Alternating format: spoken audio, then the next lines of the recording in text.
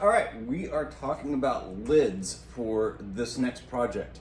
Up on the board here, I have 6 different types of lids, and I kind of put that in air quotes just because you'll notice that a couple of them are labeled the exact same way. Now, I'm not sure in the video, it's most likely that these numbers are backwards because I'm using the flip screen, but hopefully you can figure out between 1, 2, and 3, okay?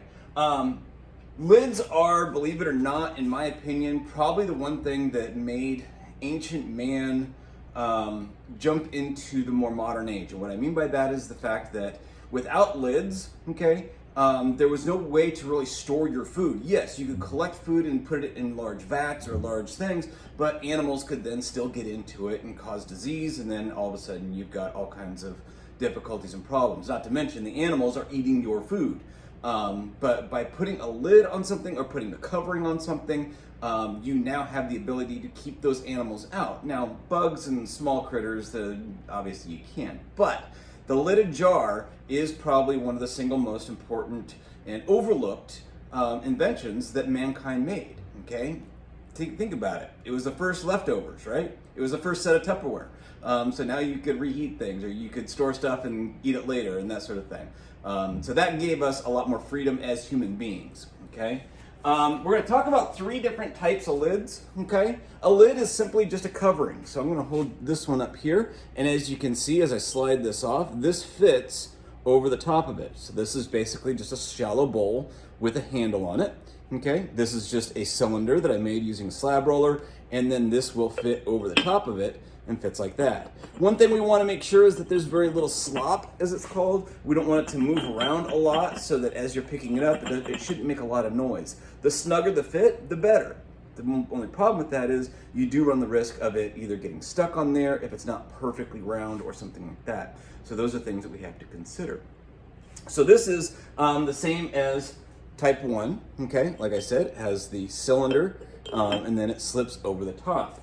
Number 2 is a little bit more of your more conventional idea, okay? This is a much smaller vase here, and very simply, I've got a vessel, jar, cup, whatever you want to call it, and then my lid, as you can see, has a coil, okay, that I attached here, and then I trimmed that to fit so that it would fit on there, and it fits pretty snug, okay? This little ring here, okay, it's gonna do one very important thing, and what that is that as you pick it up and I tilt it to the side, my lid doesn't slide off. If I didn't have that little ring there, okay, that's gonna slide right off, and there's no point in having the lid. It doesn't contain the stuff like that. So that's the same as number 2, okay?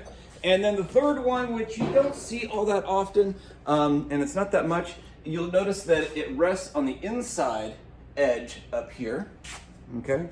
And so as you can see on the inside of this, there's a little shelf that goes around like that. My lid here is perfectly flat, okay? I have a little handle that I can hold on to, but that's gonna fit inside of there, all right, so that it's nice and flush with that. Now, the nice thing about this is that it won't slide off because it's running into the walls of that little shelf, okay? We're gonna talk about the other 3 there that I've got, which are different, yes, okay? However, they're not that much different, and in actuality, they're virtually the same as what we've got above them, all right? So, these 2 jars have 2 very different looks, correct? Sure. Okay, this is the one I showed you first, okay? The lid fits over the top of the piece there, all right? And then this one here, okay, very similar, all right? It's got this was made on the potter's wheel, of course, but this can be made out of coils or slabs or any other building technique you want. And then notice the top, okay, and I don't know if you can see it, that's a little bit better view there. Okay, you'll see that there's a shelf here, and then this just slides over the top of it. Okay, much in the same way as the other one did, all right? So that's why this one, even though it's a lot more elaborate and it's got all these extra angles and that kind of stuff, the way it fits on there is the same as this one, okay? This is gonna be important a little bit later on. This one here, I don't have an example of it. This one I've used on the potter's wheel. If you wanted to do something like that, you can. I'll show that and I'll talk about that in a little bit future video. This one here is virtually the same as here. Now this should look very familiar. This is the lid that we used when we made our slab boxes. Basically the same thing, all right? Now, you do not have to only use that particular one on a slab box. Here I have a double pinch pot, okay? One pinch pot was here, the other pinch pot was here. I cut the side of it off and I cut it at an angle. Hopefully you can see that. You can see the angle here, okay, and there.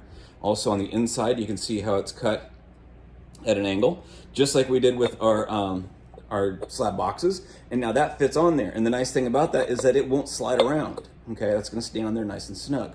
So that is something also to consider, okay? But in actuality, that's the same as this one, okay, that fits on the inside of it. Now I put these little tabs here on this particular drawing. They're not really necessary as long as the V is that way. Now you can also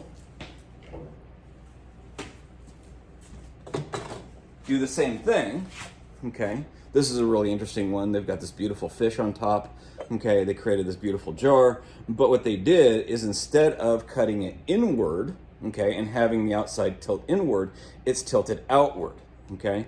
And it's not really, I would have done it a little bit more of an angle, that way I'd get a little bit better connection, because this will slide off fairly easy if you tip it over, because it is also so very heavy. But your handle can be your fish, okay?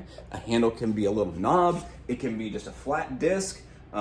You're really unlimited with what you can do with a handle. A handle is technically just something you can grab onto. So that's one thing to consider.